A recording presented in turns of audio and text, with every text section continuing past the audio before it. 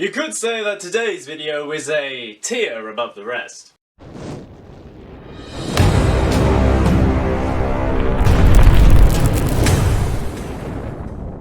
Norse mythology stands as one of the most influential sets of stories in our modern culture, aside from Greek mythology and the stories of the Christian Bible. Within those stories, a set of certain characters stand out in importance. You all know their names. Odin, Loki, Thor, Freya, Frigg. But one character stands as perplexing, not because they are unimportant, no. It's because they are important, but they're treated as unimportant despite featuring heavily in one of the most important myths of the mythology. And not only that, but has some of the strongest connections to other gods of famous mythologies. But let's pump the brakes a little and take a look at Tyr as is. Tyr is the Norse god of war, similarly to other gods such as Odin. But while Odin has other domains, war and conflict is where Tyr holds a majority of domain, along with law and justice. Tyr also has his own day of the week, Tuesday, as well as being the only god referenced directly in Fulvark runes with Tiwaz, which some sources say Tyr was originally called before it was shortened to Tyr. When eventually Rome made contact with Nordic culture, Tyr was synchronized with Mars or Ares,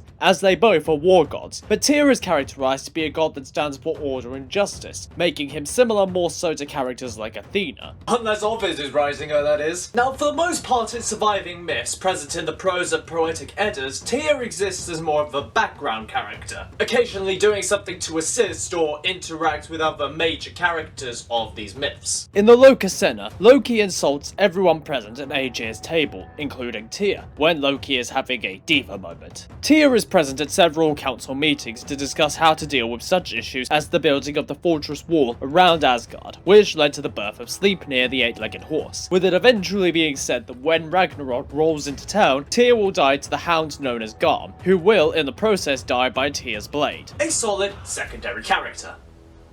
Except for those times when he isn't. The story of Loki's children, especially the Fenris wolf, is where Tyr holds a majority of spotlight. When Fenrir is raised in Asgard as a pup, it was Tyr who raised him, until the wolf grew too large, and the Aesir feared for the power of the still young wolf. Eventually they bound Fenrir in a bind made by the dwarves, from such impossible things as the beard of a woman, or a fish's breath, the spittle of a bird, or a cat's footsteps. To seal the binding, Tyr agrees that the wolf will bite off his hand. Not only is this an important myth to consider in terms of talking about Tyr, as well as the setting up of the Fenris wolf, but it is also important in terms of the ripple effects that it has on later myths. Fenrir's descendants include the wolves Skull and Hati, who chase and eventually catch the sun and moon, which is the signal for Ragnarok to start post-Fimbulwinter. Fenrir does eventually escape come Ragnarok, is thoroughly pissed at how things went and kills Odin. Already a momentous thing, but Odin very much did this to himself. If he did not petition for Fenrir to be bound, it's likely that Fenrir would have been an ally, having been raised and trained by Tyr in the halls of Asgard, hyping up that theme of the Aesir being full of hubris and arrogant,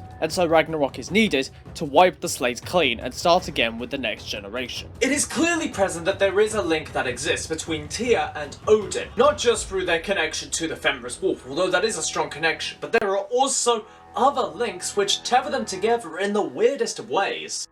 Both of them are the only ones to sacrifice a body part for a ritual or pact, with Odin sacrificing one of his eyes for the gift of wisdom from Urd's well, while Tyr sacrificed his hand in an act of justice for not only betraying his friend Fenrir, but also ensuring that this unprovoked action would be enacted in a fair way. A strange parallel, but it does get stranger. I mentioned earlier how Tyr is the only god mentioned in Fulvark runes, but Tyr is not the god of runes. That is a title belonging to Odin. When we talked about Odin, I speculated that this was a signal that runes were originally under the domain of Tyr, but transferred to Odin, which makes sense, as war, especially the Ender one, requires a negotiation and compromise, something which requires communication and language. It therefore makes sense for the fair and lawful Tyr to have jurisdiction over the written language of the Norse. And whether there is evidence of this or not, we do at least know that Tyr was not always called Tyr.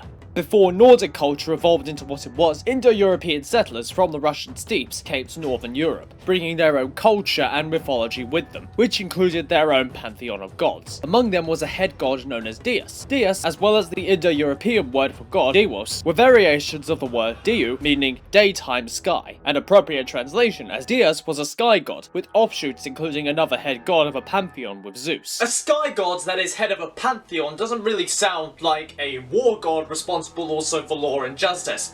Are we really sure we're talking about Tyr here? Well, one of Dios's roles was as guard of justice, with oaths being sworn in his name. Interesting.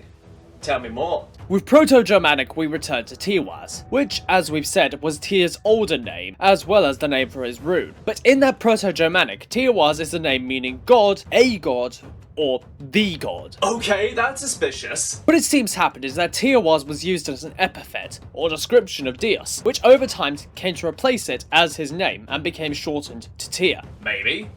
Or... Odin classically has his ravens, Hugin and Munin, that watch over the 9 realms and give knowledge to Odin. now why would Odin, a god presiding over war, wisdom and magic, have ravens as his most famous symbol?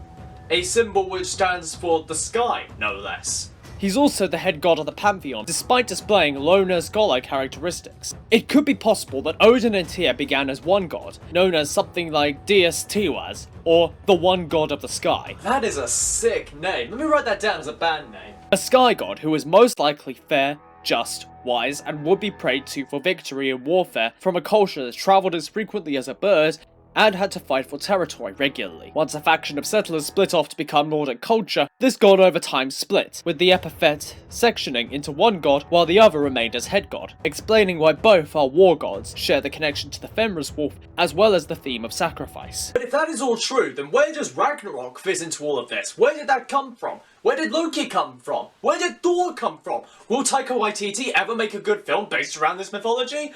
Who knows? Thank you for watching this week's video, and in the comments let me know what your take is on all of this. What other gods could be offshoots of this lost deity? Why were Odin and Tyr split up to begin with? Which god should I look at next?